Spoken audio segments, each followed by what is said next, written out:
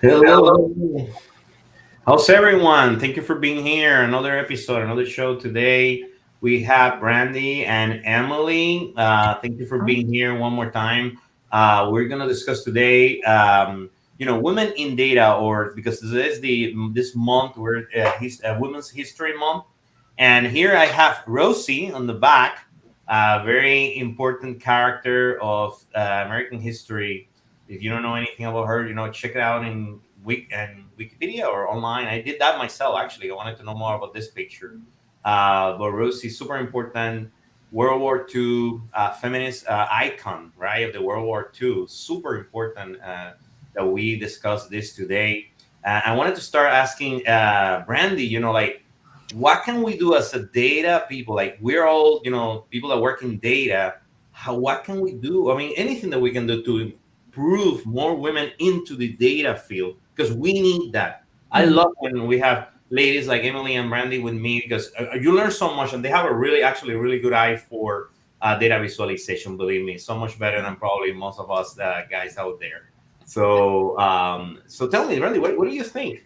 Yeah, I mean, I guess my mind goes to a few different places. Mhm. First of all, I think data is really a creative process. And Mhm. usually, when you have that creative process, diverse perspectives are just really important to providing like the best possible outcome.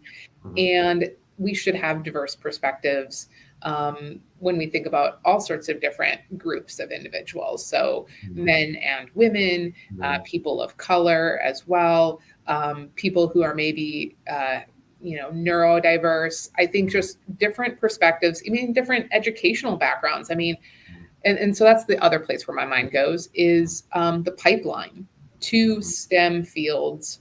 Mhm. How can we get more, diversity just in that pipeline? And I think for me, the big thing is, analytics, especially data visualization. You Mhm. can have any sort of background possible. You do not need to be a programmer. You don't need to be heavy on stats. Like my team is built up of people with all sorts of different Mhm. educational and technical backgrounds and skill sets. And together we make just a fantastic team. So Mhm. I think embracing that diversity and just making sure that that pipeline is not being like narrowed simply by your field of study. Yeah, that's awesome. That's awesome. I feel the same way. We just need more programs. We do more effort to maybe even provide, some incentives. What I mean, like, imagine that you're in a community college and someone Mhm. helped you out with the college costs if you are into getting into the data field. I mean, Yeah. that would definitely help a lot of people. Especially, I was just thinking, single mothers that maybe want to, like, get into the data field, but they can because maybe they cannot afford that. Hmm. But that we need that. And what do you think, Emily? Anything you wanted to share? Anything that you think about that? Yeah, I mean, everything that Brandy said, I totally agree with. I think Mhm. that the pipeline is definitely an area of focus. Mhm. I personally am an engineer, so Mm. no Awesome. data knowledge or background, self-taught in everything that I know. And Mhm. so coming into that field, I mean, I knew that like data was a thing. I mean, in engineering, we work with data all day, every day. Mhm. But knowing that I could specialize in data visualization, that didn't come until 6 years into my career. And Mhm. so seeing that opportunity, it took a long time. And I think that just making this, more awareness around the Mhm. field and the opportunities that it offers, I think would be a huge benefit, early on. I know Hmm. the college that I went to just started a Mhm. specific data science program, and they have Awesome. courses on data visualization. And so that's, I think, a really neat opportunity and area that's going to bring more women into the pipeline earlier in their careers. That's great. No, I agree 100% with everyone. I mean, I think that's super important. There's a couple of people here. We have Joe, Christine, Cody, Dustin in the chat. Thank you for being here. It says Cody says that he learns so much from you, from Emily. He's a black co-worker to be with. That's awesome. And thank you, Joe, for being here again. No, I mean, I agree with all of that. I mean, we just need to everybody have to put a little bit on that. Everybody have to do anything just to make that happen. That's what we're doing this show, for example. Super good that we have a specific month for women history. That's super important. And if we can all do a little bit. We can do all a little bit for it. I mean, I'm so for it, and I really enjoy when I'm working with anybody for like Brandi said. If you're diversity, I mean, you can learn so much from all the things that people have because they have different experiences in life. I mean, you never know where they're coming from. They will give you something that you will never think about. I mean, that's what so some of this show is about. That, right? It's like about just a lot of bunch of people talking about data. I was talking with Josh Tapley a long time ago. He said that this show is he should be called Nerding Out. That's what he told me that it should be called or something like that. But I would say that's a good number. That's a good name. We'll have to use that name next time. But the thing is, if you've never been on the show, for anybody that is on the chat or watching later, I mean, what we're gonna do is everybody brought a visualization that none of the ones have seen before, and the idea is for us to go through three different questions. Hey, what is your first impression, Brandi? What is your first impression, Emily? What do you think about this chart? And then after that is, if anything that is confusing. And at the end, we were like, okay, what can we do to make it a little bit better? I mean, we're not trying to make the whole thing better because in reality, when you're in a business environment, you may not have time. You may have 2-3 hours to go there and change a couple of things to make it better. So we're going to try to do that. So, Brandi, if you have one, put it up here and see what we can do today and go for it. And then Emily, you can do it second and I will do last, of course. All right. Ladies first today. It's very important. No, always ladies first. Always. Let's see. Let me see. Whenever you share, just let us know. And yeah, perfect. And Aaron is gonna put it out there. Cool. Tell us a little bit about this. Okay, so you can see this article that says 8 charts showing the glaring gap between men and women's salaries. Awesome. Yeah. Mm-hmm. So this I actually found last year, and I thought it was really compelling. And it's actually got 8 charts, but one in particular I really want to focus on. So I really, I think the wage gap is really it's an important aspect for me.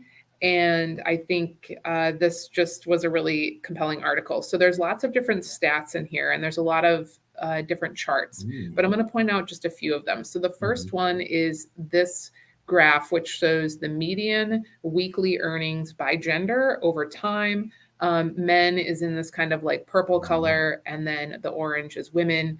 And you can see that median income for women kind of growing over time. So this is one chart that I think is really cool. I'll pause here for a second. Okay. Yeah, you can see a huge gap, right, between the two. I think the colors are pretty good because they're not like the green or red. Or so like pink and blue. Or pink and blue. I was glad to see they weren't pink and blue.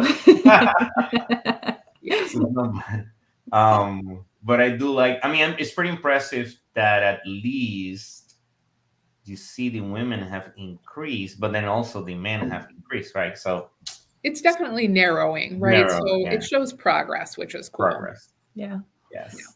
My instinct was I wanted to try to figure out how much that gap has decreased over time. And so I feel like my recommendation for this would to be to add that detail, like showing us what that gap decrease was. Right. But I mean, the title is very clear. They're just trying to show that trend over time. So it's not like that's the main point of what they're trying to get across. Yeah.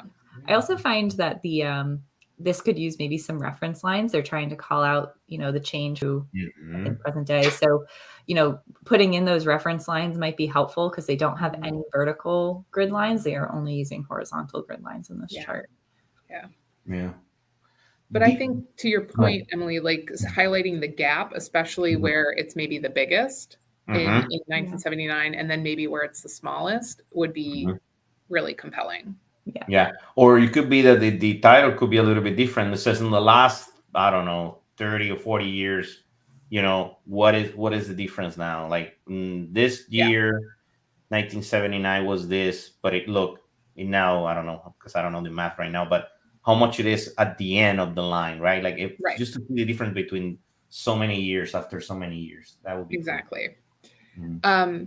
So just to continue going, I'm going to skip through a few charts. This one's just by state. This one is by certain cities. This one is highlighting different race demographics. But what I thought was really interesting was this graph. So it's another way to look at, there's something called equal pay day. And essentially what that is saying is like, how many days into the next year do women have to work to make up for the salary that men got the previous year? And this is not to say that this is not an attack on men, okay? But I do want to recognize the fact that like women, for a variety of reasons, are getting paid less. So this is just kind of a really interesting way to kind of measure that. And it's like, and this does also break it down by ethnicity. And so, for example, Black women have to work an extra 214 days into the following year to make up what white men made in the previous year. So it's super impactful. And Latina women is even more. And so I just felt like this was just like shocking. Really good. Yeah. I've never seen something like this, to do a comparison between. I really like it, actually. I really like it because I think if I change this data to something else, it could work, right? And right now we're talking about demographics, but it could definitely work with something else. Could even be products. How much money I'm making in a product in this many days? I don't know.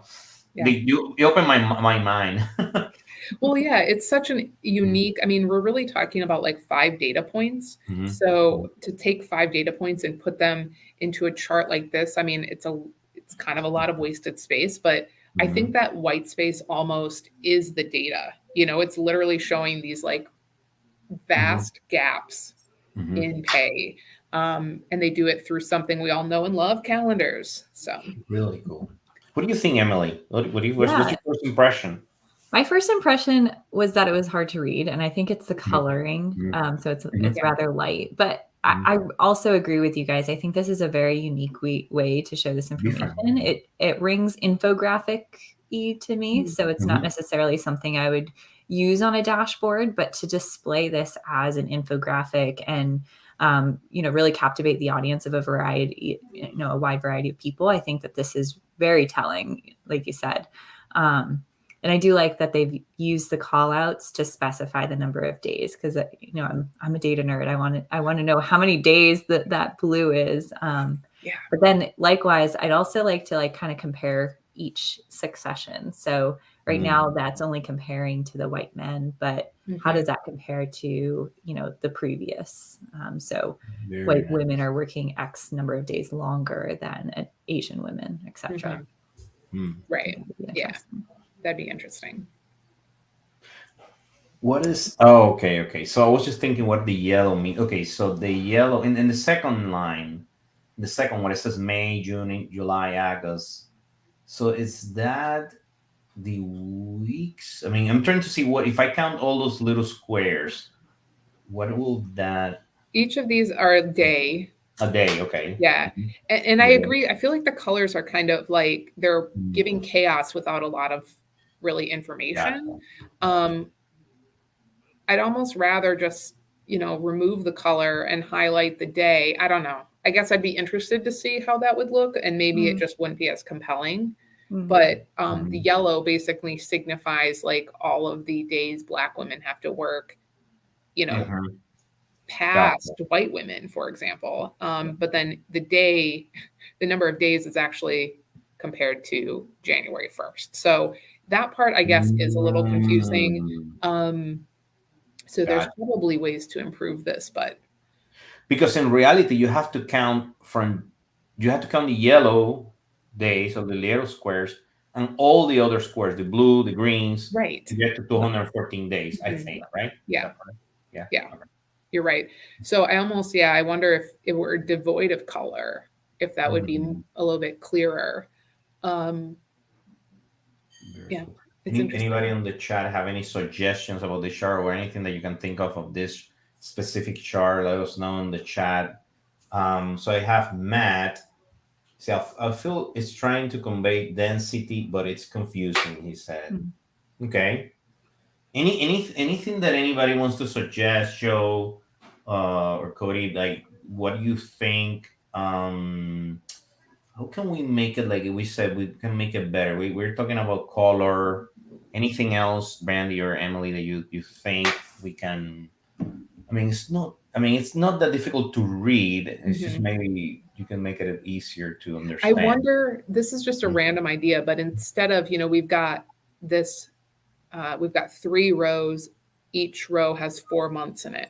But if it were one long continuous line, I wonder if that would almost like, you'd be like, okay, January, February, March, April, and Mhm. then May, June, July, and August. And like, that's how far, again, Black women have to work to like make up, you know, I Mhm. wonder if that would just like that long extension would just almost like Mhm. convey the sheer length of time that we're Yeah. talking about.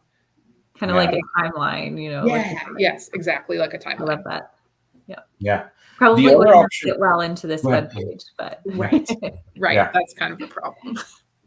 yeah. The other option is if this was interactive, we could have a drop down then or something that say, okay, I want to see just one of these data points instead of Oh all. yeah. And like, okay, I wanted to see Black women, and it will just become all yellow all the way to the top, right? All the yellow squares will be highlighted, and then Right. I can change to the other one, Asian or Latina, whatever. Like maybe that will make it a little bit easier Yeah. to Yeah.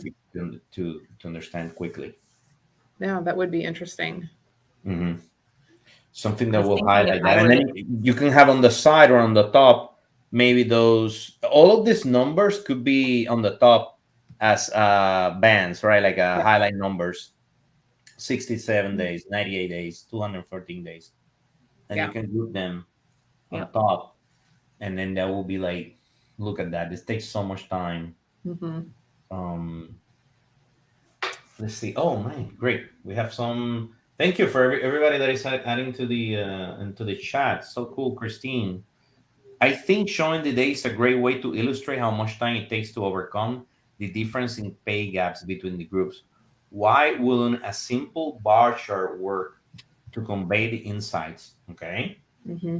Yeah, I was actually thinking about that. Like, Mhm. instead of having it as a calendar, can you just stack the little, days into like a bar chart? Yes, it would for sure. I just feel like there's something about the calendar that gives you a clear reference. Like, Mhm. Latino women have to work almost 10 extra months. Like that's just a lot more compelling than, I mean, what it's hard to think about like 293 days and put that into context, at least me personally. But Mhm. I like seeing them almost as these big like months. Like that's also really significant. Mhm. So I don't know.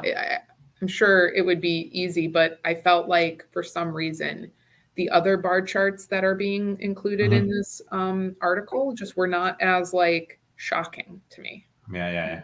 No, and Cody says, I like the chart overall, but the labels combined with the stacking of the calendars, as Brandy said, gets to be a lot. Yeah. Mm. And we have someone from we have Joe Warrington say, I really like the approach of lining them up side by side and having a huge horizontal scroll adds to the feeling of the data. Yes, I Mhm. agree with that. Yeah. And Cody said calendars really tell the story of time rather than a bar chart just showing the data. That's true. Yeah. The calendar, since we're all familiar with calendars, right? Everybody knows what a calendar. We look at calendars every day, Yeah. every single day. How many times do you open your Teams and go to the calendar? I don't know, 10 times a day. Yeah. And just looking at this, it just gives you a feeling of wow, that's a lot of time. That's many months. Because Yeah. that's what I thought when I was looking at it. The Latina, I was like, what? Did you have to wait until almost at the end of the year? So I know, like almost 2 years to make Mhm, the mhm. same amount of money. Exactly. Yeah. Yeah. So that one, you think about it, it's the perception of time, right? Like you look at it, and then the perception of time, you're like, wow, almost in October, I'm almost at the end of October. So Yeah. yeah, Mhm. that's like what I think is powerful. Um, Right. From a design best practices standpoint too, I think about accessibility, and to mhm, me the calendars bring a level of accessibility to a wider audience than a bar chart. And just like you guys have been saying, for the same reasons, for things like, being able to relate it to months and weeks and things To like know, that. something that they know. Yeah, I think like Yamil said, right? Like calendars are ubiquitous. We don't have to make sure that they're, the viewers are data literate in order to really grasp what we're talking about here. Yeah.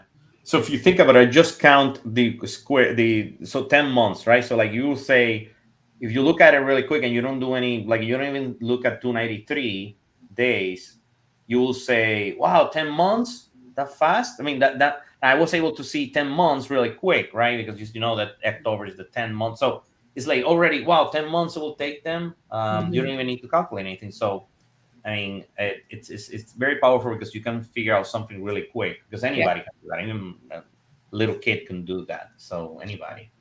So I mean, that is cool. That's powerful. Is there any other one that you wanted to show us? There are just a few more charts here, but a little less interesting. This one's about children, but then this one really is saying, okay, going back to like female versus male incomes. Here they're switching up the colors, which is kind of confusing because the first chart they were switched. But essentially this says like, okay, over the course of a person's age, right? How does that gap widen, right? Like you start off women start off their careers making less than men, and that just continues to exponentially get worse. And this chart just goes to show that difference over time. Okay. Really cool. Really cool. So what do they change? Why do they change the color? I don't get it. Yeah. That could be confusing. Yeah. Cool. Is any other one here, or was that the?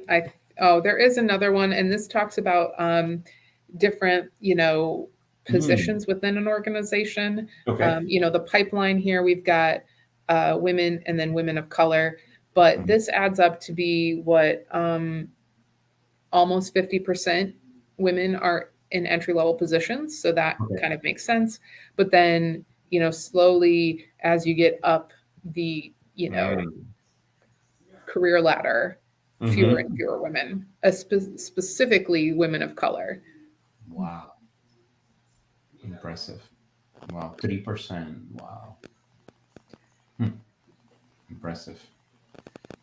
Anything, Emily, you want to, I think that you were looking at something like this too, right? Like specifically, I think you said, yeah. Yeah, I've seen a couple of visualizations like this, but I like how it's represented here. I assume that you can interact with the men filter as well and kind of see the flip side of this. Is that the case? Yeah. Oh, I see. Okay. Wow. I almost wish that they didn't have that toggle on here because some of the charts are interactive and then others aren't. And I'd almost rather see these two side by side. I see. Oh, okay. Yeah, you wanted to see side by side so you can do that comparison, that gap. Okay. Yeah. That makes sense. Because maybe that's the most important, the gap between the genders. Yeah. Well, and I just thought, like, when I came up here, I thought, like, okay, a lot of these charts have been comparing men and women.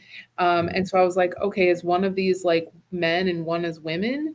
And then it took, I had to read the label to be like, oh, these are women of color and these are white women. I almost would love to see men and women on this one chart and have each row be represented by 100%, have all purple and orange all in one. And so you can kind of see the distribution. Okay. Another way that I've seen this visualized is I call it like an exploded stacked bar. So each one, each different color, I guess, starts at the same reference point. So you can see, you're able to better compare the dark blue, the light blue, the dark orange, the light orange. And I find that really effective if you're trying to look at that change across each of the different categories. So I think that would be really helpful in this visual as well. Yeah. The other option that I'm seeing before, and I've done a lot with survey data, and I learned this from Steve Wexler, to be honest with you. is that you can do kind of like Gantt chart. So imagine a dot at the end of each, and then a line in the middle. So like this. Mhm. So then that space, it becomes the difference, and then you can see the difference between the one or the other. Yeah. And that's something that he teach me once when I was talking with him. And it depends on the audience, right? But in that case, you're just enhancing what is the difference. That's also the size of when one, for example, here is I think that's 29. The other one is what, 29 and 18, I think. Yeah. So if you put 18 here and 29 here, right? And then you do like, okay, what is the size of that gap? And you can see which ones have a lower or larger size. Yeah. Then it will tell you what is the difference quicker. So Mhm. that's one way to do it. That's one way to do it. Yeah, great. Yeah. Nice. So that's the article. Awesome. So we have a couple of Dustin, for example, have a really cool say. He said that I agree with some of the suggestion made, but even as is, I think the calendar chart was pretty effective. Told the story clearly, and key insights pop it out quickly to me. And that's great. I mean, I agree with Dustin. It depends on the person. For me, it actually they came out really quick, but maybe for other people, there are like some things that confuses you, and that's really cool to know. But it definitely, for what I see, everybody liked the approach of using a calendar is just making it easier for most people how to look at that. Joe said that he likes the better them side by side for the gender, and the last one that we was looking at. Cody would love to see both genders at the same time. Same thing that you guys were saying, and would be easy to see the inverse relation. Yeah, Mhm. correct. So thank you, Randy. That's awesome. So Emily, show me what do you got? Show us what you got. Aaron, put it out Sure. there. Let's see. So Ooh, because we just talked about this, you I see wanted the to pull same this thing that I up. was talking about. This is similar. Yeah, you see Yeah. that is what I'm talking about. I like this type of graphs a lot Mhm. because it just helps. I don't know. It just helps but at the same time, I'll be honest with you. I've showed it to some people, and if they're not like data visualization people like us, sometimes they have a hard time to look at it. Them, so you have to like give them some training. But I think it's very effective. I still like it. Yeah. Tell me a little bit about this. Yeah, awesome. Yeah. So this is the colleges with the biggest gender gap in earnings from graduates. So Amazing. looking at an ordered list of universities in Mm-hmm. the United States, and they're ordered from the largest to the smallest gap in earnings. Mm-hmm. Um, Very nice. and I think one of my biggest suggestions, other than the fact that it's pink and blue, um, is that it makes it difficult because they are looking at the raw numbers as well as the gap. We're Mm-hmm. not able to compare them as easily because they're not, they're all kind of off centered from one another. Whereas Oh. as you had described, you had talked about kind of like seeing that narrowing gap. So Mm-hmm. finding a way to put these on a like a apples to apples scale. So kind of being able to compare. Yes. Yes. Yeah. Yes.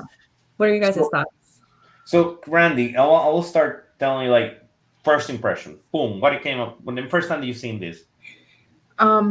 Well, the colors are very bright, Mm. which I don't really know if it helps, to be Mhm. honest with you. I think maybe a subdued color would be a little bit nicer, but also it's really hard to like read each of the logos, and it feels like my eyes go to the logos and not to the data. Mm. Yeah. Even though they tried to gray out or mute the They're logo. just not consistent. It's just a lot of like visual chaos that I'm looking there to try and read, Maybe you don't need the logos. I mean, if it was Massachusetts just the Institute of Technology. It's like I don't even know what the one is above Dartmouth. I can't even read it. Mhm. So Mhm. I don't know. Yeah, Yeah. I totally agree. Getting some text in here would be a lot clearer. Yeah, just a normal text of what it is, right? Just University of Chicago, Stanford, Duke, just the name. You don't need the logos. Look, the logos don't add any value to. I mean, to me, I think it's just the same. Mm. Um, Something cool will be to group them in maybe find a way to group them in states or location. Oh, the South, the West. So if the kid is looking to go to university, or anybody will be okay, I'm gonna go to one of those universities on the South or the West. I mean, maybe that will help someone. But I would just spell out the name. I will not use the logo. I don't think it doesn't really do anything. How much do we feel like the university where you graduate from is really impacting your salary? It looks like it's impacting, right? Like, well, but like I'm saying, I is that wonder, really though, like, what are the majors that are at these universities? Like, what is causing there to be a narrowing pay gap? And I think that it's this visual in particular, I think would call it like the sneaky data mindset, where they're hiding information that would uncover some of the background behind why we're seeing these gaps. Demographics at the school. So everybody knows that Aaron is putting the links for every visualization that we're showing, and if you want to put it on other screen, they're out there. So in case you want to open it, very interesting. Okay, so I'm thinking about the colors too. He said back to our pink and blue colors again. Yeah, the pink and the blue, we don't need it either. I mean, doesn't do anything. What do you guys think about the vertical alignment versus a horizontal chart for this type, or like the dumbbell style? So you mean put it like this? Yeah, so almost like connecting those line charts that Brandi had showed us as like a vertical dumbbell instead of a horizontal dumbbell. So I saw that recently. I don't know where it was. I saw that last week, I think it was. And I was talking with Aaron about this. I mean, it worked, but it was not that many. I think when there's so many, then it gets a little complicated to display. But if you're talking about top 10, probably gonna do it. Well, I think when it comes to, it depends on what's on the axis, because I don't want to have to turn my head to read the name of the university. But I think for dates, like something over time, it would work. Yeah. But I think here, it works fine. I completely agree with you, Brandi. I don't know that I have a preference for the dumbbell, but rather what I'm reading on the axes. Yeah, right. So we have Dustin said, what do you think? And tell me, guys, I'm sorry, Emily and Brandi, what do you think? He said, what do you think about a box and whisper plot showing average pay by college graduate with one for each gender, and then a filter on degree program? I mean, I think that offers insight into the underlying data that Emily was talking about, right? It gives you a lot more flexibility to, I mean, degree program is huge, right? In terms of what your salary might be. So I feel like that's great. I mean, I think, any addition, I think box and whisker plots are great. I do wonder how, I guess the audience, do they know how to read it? That's always my hesitation. I find box and whisker graphs to be great for engineers, and that's about it. That's the only audience that really likes them. That's funny. That's funny. I do think that there are ways to kind of like, you can almost like educate your audience at the same time. I don't know if I'd go with the traditional box and whisker plot with the actual whiskers, but to say like, here's the distribution of data points, and kind of box it in and say, this is where 50% of them lie, or something like that, using just the box and not the whisker, maybe. Yeah, I love that idea. True. We have Christine. She have a very good comment, and Christine, I agree with you. And actually, I think this is the power of data visualization, right?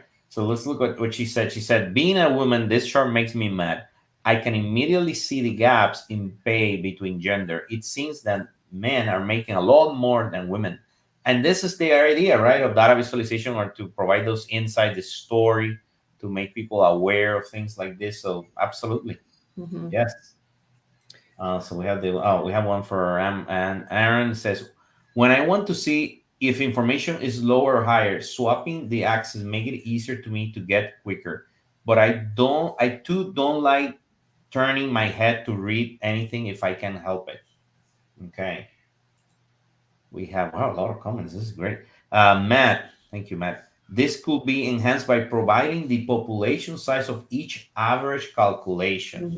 What do you think about that? What do you guys think about that comment from Matt?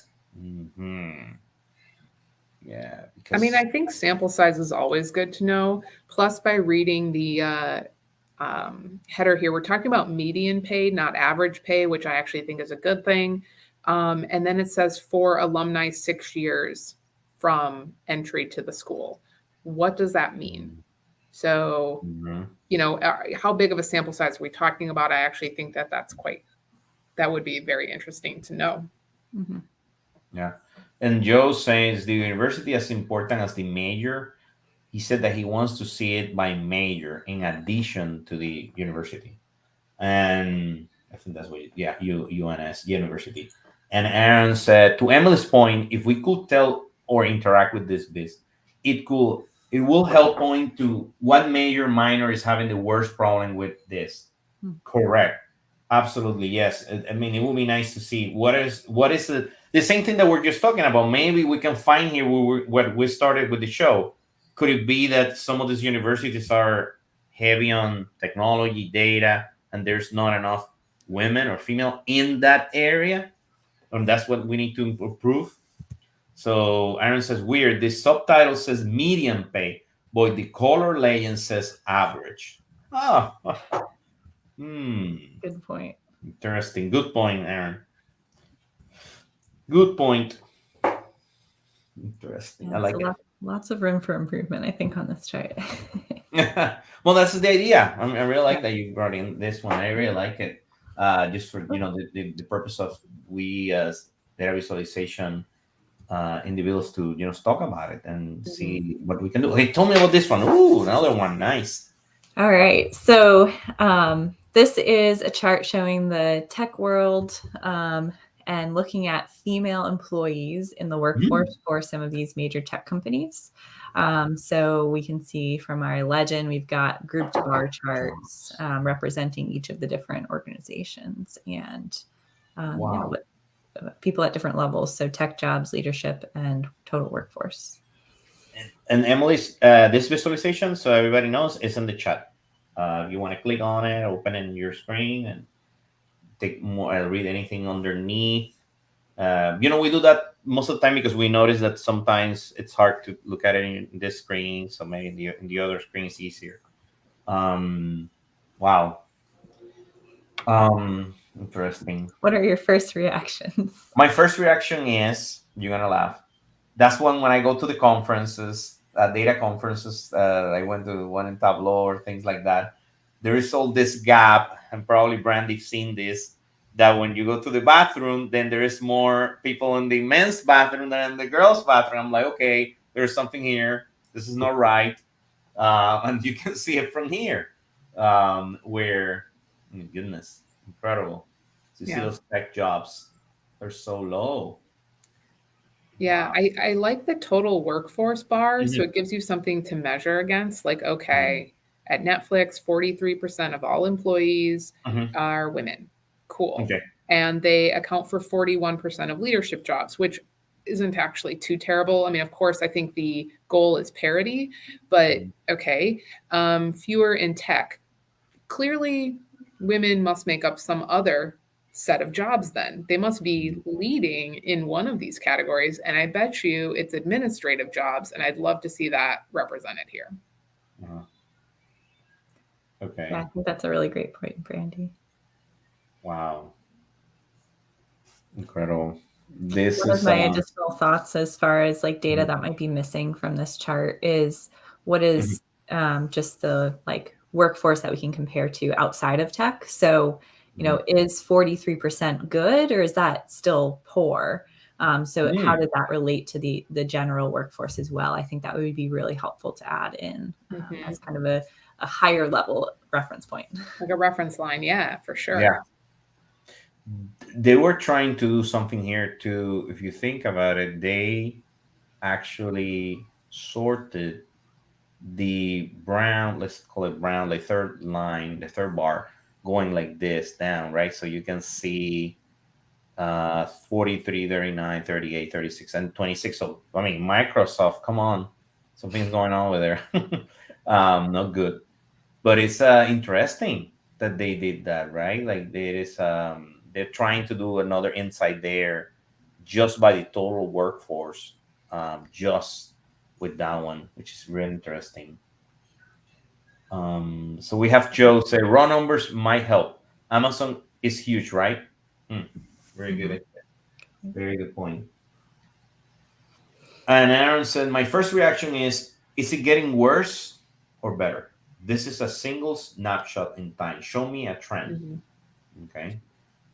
Agree. And I think that it's almost dangerous that they sorted on largest to smallest on total workforce, just because you might be tempted to first look at that, decreasing bar chart and say, oh, it's getting worse just because we've ordered it in that way. I also found it interesting that they reverse ordered like within the group, they're increasing bars, but then outside of that, they're decreasing. So I thought that was really interesting. The other aspect my mind goes to, I mean, because we're in the data space and kind of the STEM space, we're of course focusing on tech and those types of companies. But I'm curious, I guess I wonder, are there any organizations where women actually tend to be the majority workforce, and what industries would those be? I'm just curious about it, but I do think that's a really interesting point that you mentioned, Emily, about different, like descending and ascending ordering there. Logical sort order is not applicable here. Yes. I'm wondering, and this is just me trying to figure out something to make it better.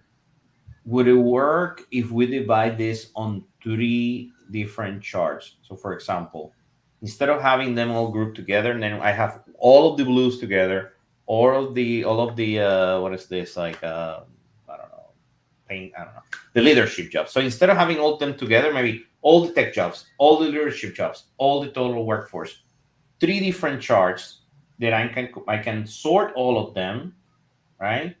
And then I can see, I don't know, one or the other, but I can compare between each of them instead of being like this. I think it may be easier to understand. And I don't think it will take more space, almost the same, or almost. Well, I think that what you'd miss out, Yamil, on that is companies like Apple, where you see, they're lower on the total workforce as women, but they jump up when you start looking at tech jobs. They're at 23% compared to, say, Uber, that's down at 15%. Yeah. So I think that you'd miss out on some of those interesting trends. So I personally would recommend keeping it as a group. Okay. Well, I was going to kind of take Yamil's comment one step farther and like still keeping, maybe each company was its own row, but there were actually 3 bars. So you could actually sort each of those different sections, like sorting Apple, or I'm sorry, sorting by tech jobs, you would see that Apple's actually second and third in terms of leadership jobs, but, is what, 5th or 6th for total workforce. So, I mean, like I don't know, just give the ability to sort. I don't know, it might be interesting. Yeah, an interactive version will make it a little bit easier to go through. Definitely. I think I'm looking at underneath to see if anything else underneath that here it says the paragraph. Anything interesting there? Was looking at. Yeah. What would be really interesting is if we had a stock price, and if we were able to see the price of or whatever, market value for these different organizations, and how, is that related at all to the number of women in the workforce or leadership I think that can roles? get really dangerous really quickly. So like, just because there's correlation doesn't mean there's causation. And so making sure that we have the right statistical confidence to be able to put that type of information on to a chart and try to draw that conclusion, I think would be really important.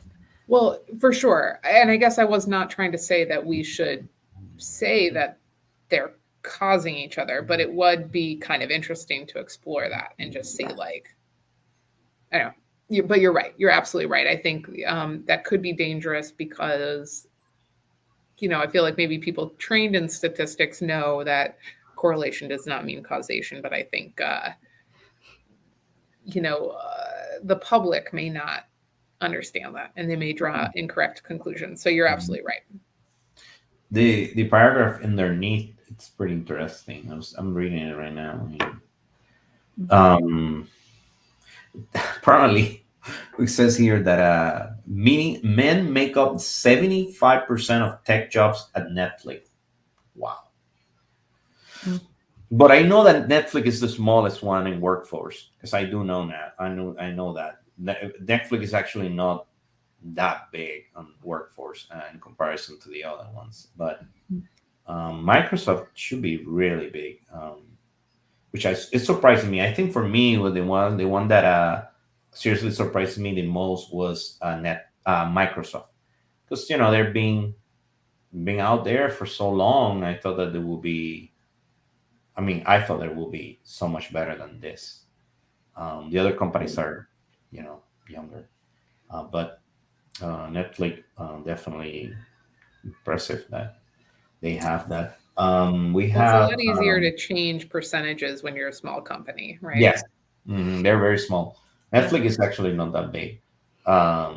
This chart is easy for anyone to read. The clear distinction between each group in this bar chart helps compare the difference between the groups. This is from Christine.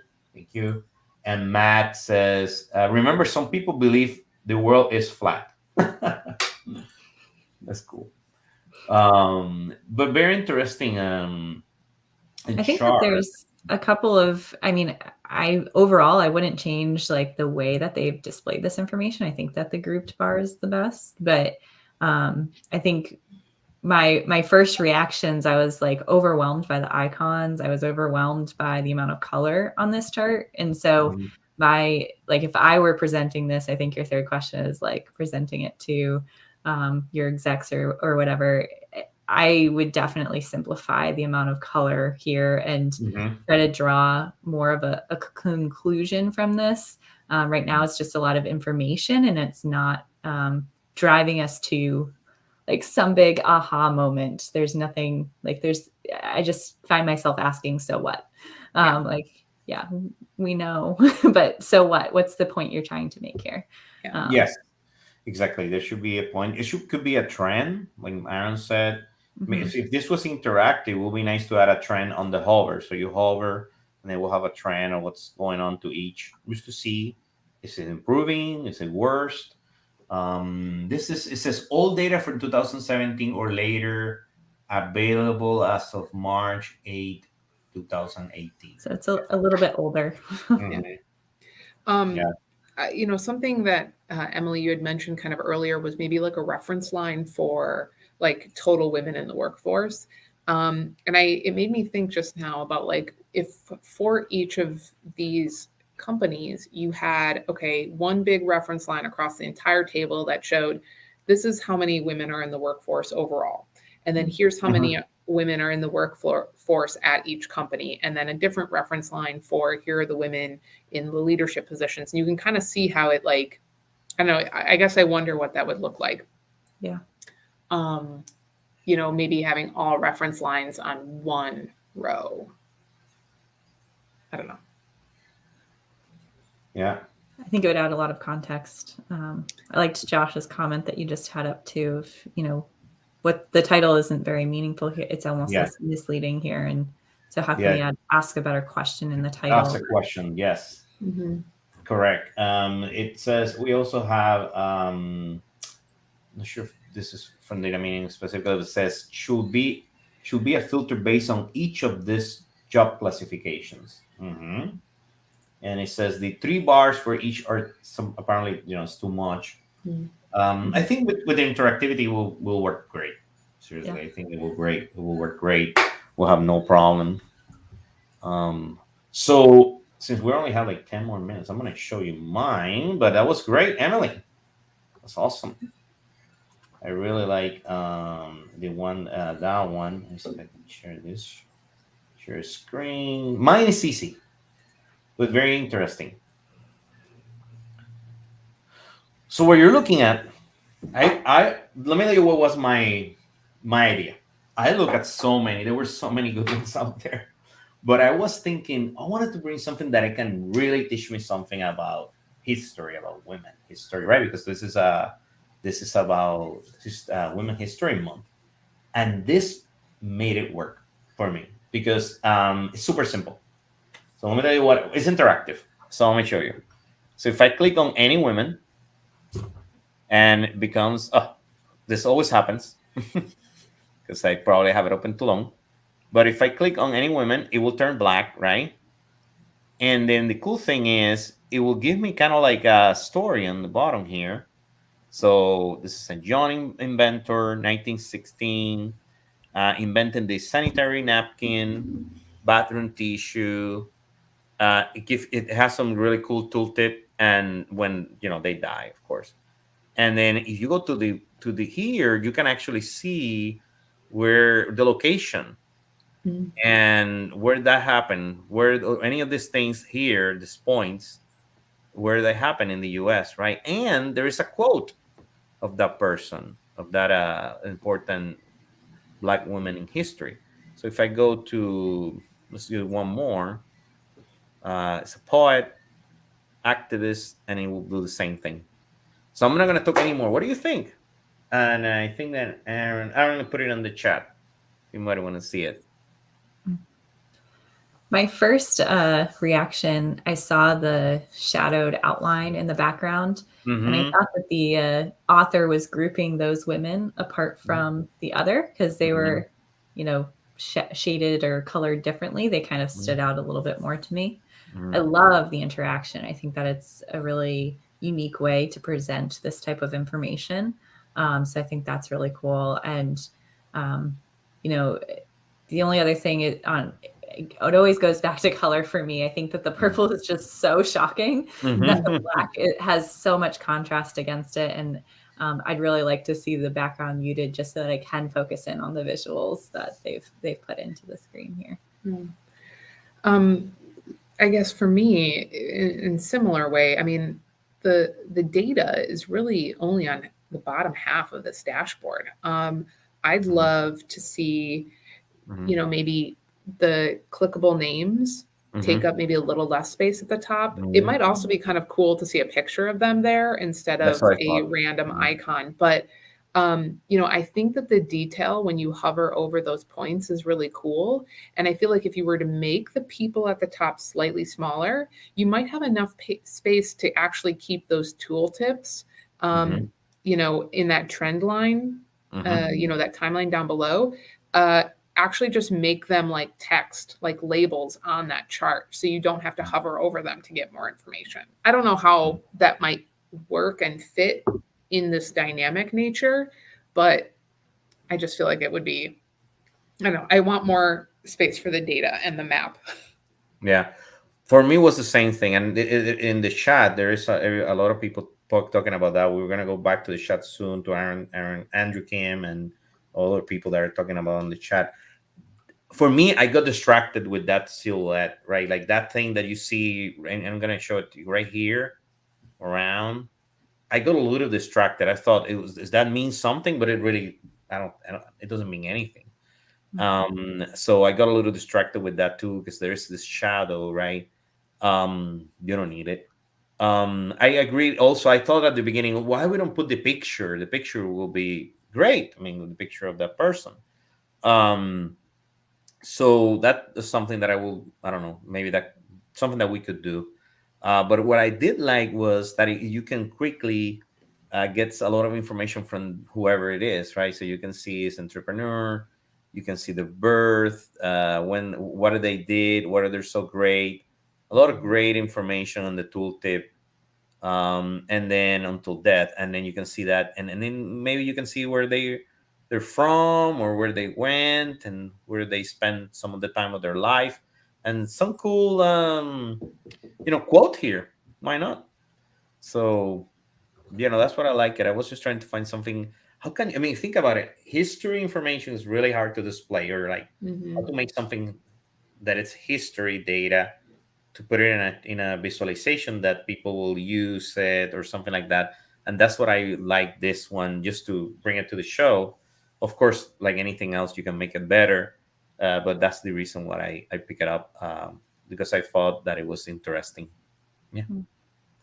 What else you want me to click on anything, or I'm not sure. Also the view sources, apparently you have to click here. It was not very clear, what are the sources. I didn't want to click on it because it will go somewhere else, but I will just put it here and done.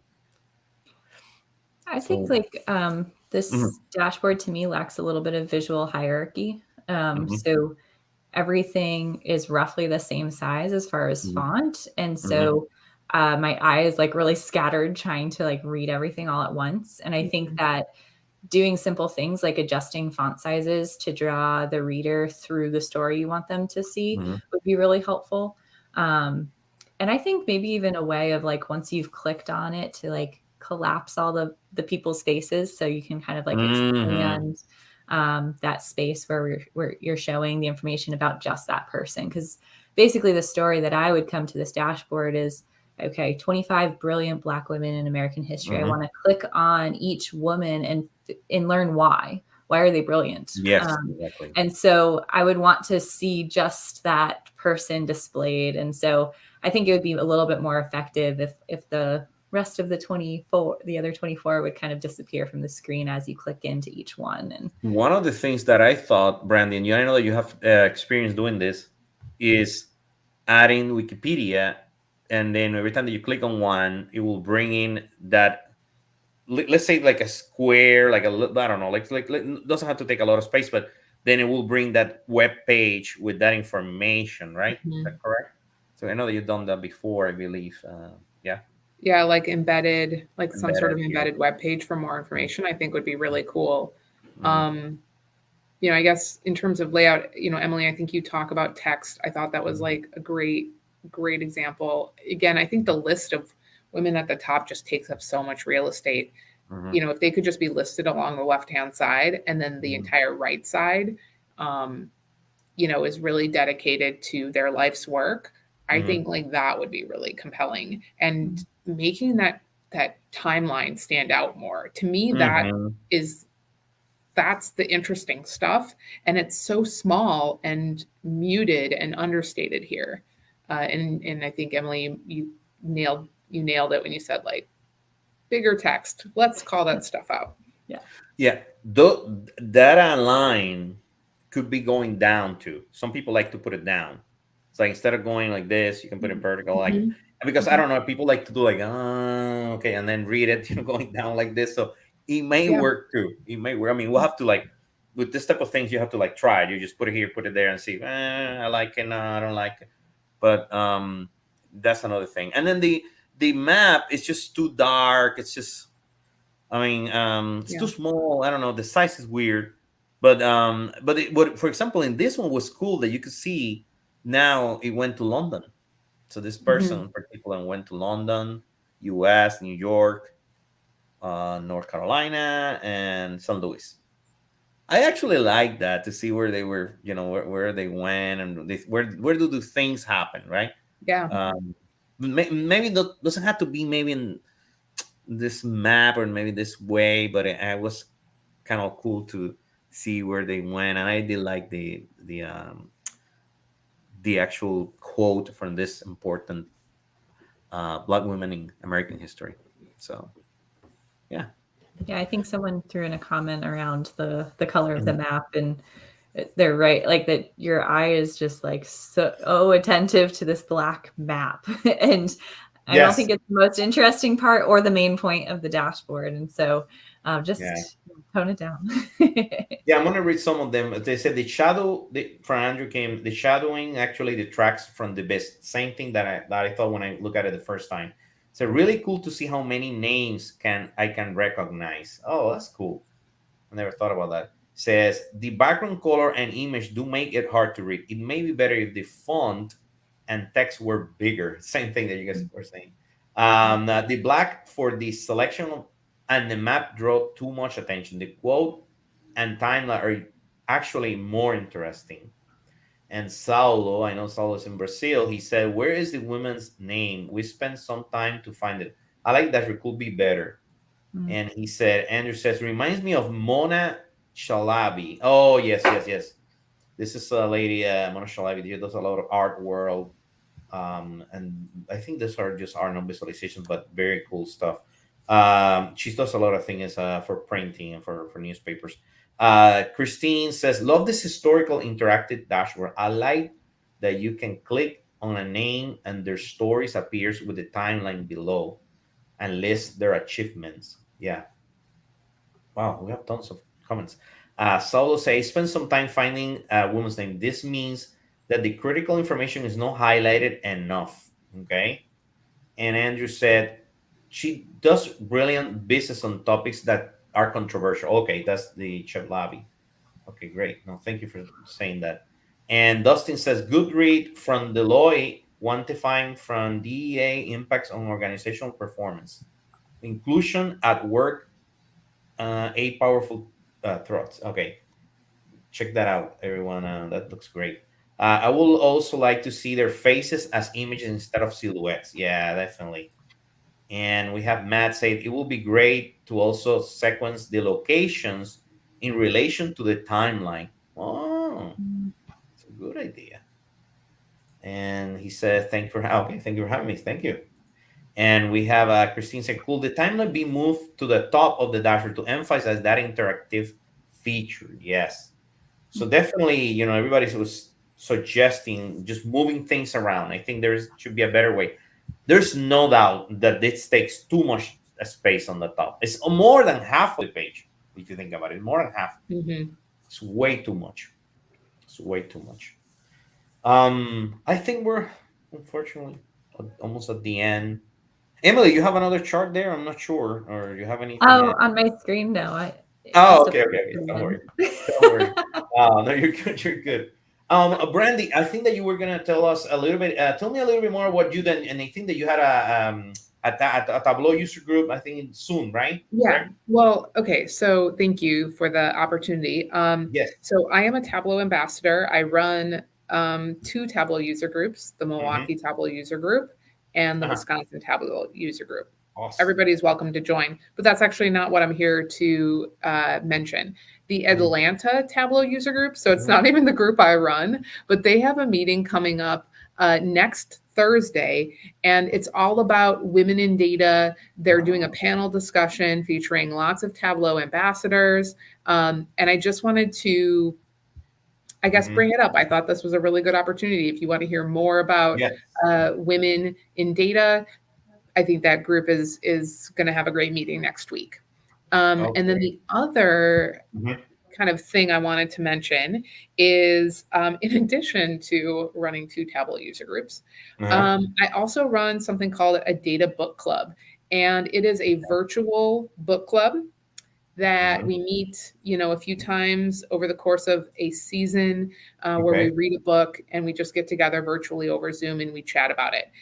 It is not specific to any tool, but we read some books, anything that's kind of even tangentially related to data, and it's open to everybody. I just figured I'd invite you all. I put it in the chat. That's what I was doing. I put it in the chat. Awesome. Please, Emily, tell me about the Vizlib. I know that Joe is here. Joe? So at Vizlib, we have our weekly happy hour where we, much like you, we're live streaming to different platforms and we chat a lot about just different data topics. We Yes, do a lot of data makeovers. So, very good starting stuff. from a dashboard that doesn't look so great and making it look better. I did a series with Jane on like data literacy and data storytelling. So you can always watch those episodes back on our YouTube channel. Right. And then I also want to put in a plug. I'm a parent of young children. And so we talked a little bit at the beginning about bringing kids into, data and exposing our kids and especially our little girls to data at a young age so that they know that this is a career opportunity for them. And one of our partners is a leader in the Kids in Data platform. So if you go to kidsindata.com, this is just like a data literacy for kids. So they get to learn through games. I think it's a really impactful and powerful tool, and you can kind of just jump into learning and learning with your children. So I think it's really neat. Okay, that's awesome. I don't know if I'm gonna have time, but I just want to say we also have a user group tomorrow in Rollins College in Orlando. The first time that we're gonna do a virtual kind of like in person and virtual user group, like hybrid version. It's gonna be here in Orlando, but everybody can join. It's tomorrow at 3 p.m. Tableau user group. This is the Florida, actually, the Florida Tableau user group. We used to be the Orlando one, but now we're the Florida one, the whole state. Uh, we were lucky. Now everybody wants to join the Orlando one. So we're gonna have that at tomorrow at 3 p.m. from Rollins College. Will be virtual streaming everywhere. So and there will be great speaker Chris Tolver. Chris was an editor of different very important magazines in the U.S. and he is now a visualization developer, and he's going to talk about he called it business, not that. That's his title, and so a lot of cool things that he's going to show us how to do better visualizations. That's Chris Topper tomorrow. 3 p.m. If anybody needs the information, just let us know. I wanted to say thank you to Data Meaning for allowing us to do this. To Brandi, to Emily. Brandi, you have been with us a couple times. I know that everybody from Vizlib too, Joe and Cody and Emily, and you guys are invited anytime. We're going to put in the chat soon. We have a sign up sheet. We have different topics every week. So, every week depends on what's going on. We have different topics. So you want to join and be a panelist, you are more than welcome. And next week, we have one of my most favorite celebrations here in the US, St. Patrick's Day. So, St. Patrick's Day on next Wednesday, we're going to have great panelists that we're going to talk about St. Patrick's Day, Irish data. We're gonna have some really cool dashboards related to St. Patrick's Day, and hope to see you next week. Thank you, everyone. Thank you, Brandi, again, and Emily. Thank you for having me. Yeah, and like I said, make sure that you push other women to join the data visualization and data industry. We need more. We need more, and that's what we're here for. Thank you. Let me see. Okay. Let's see.